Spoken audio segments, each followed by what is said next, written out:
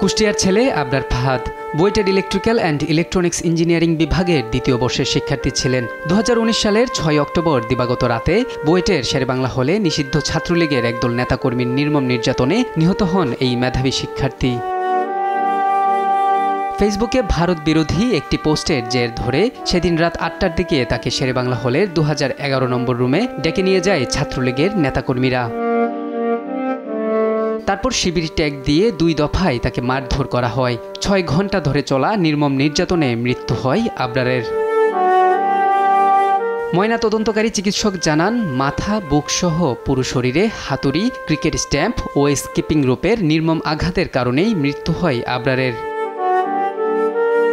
ওই হত্যাকাণ্ডের পর বুয়েট সহ শিক্ষা প্রতিষ্ঠানগুলোতে তীব্র বিক্ষোভের জেরে ছাত্রলীগের অভিযুক্ত নেতাকর্মীদের আটক করে মামলা দেয়া হয়। সেই সঙ্গে বুয়েট ক্যাম্পাসে নিষিদ্ধ হয় ছাত্র রাজনীতি।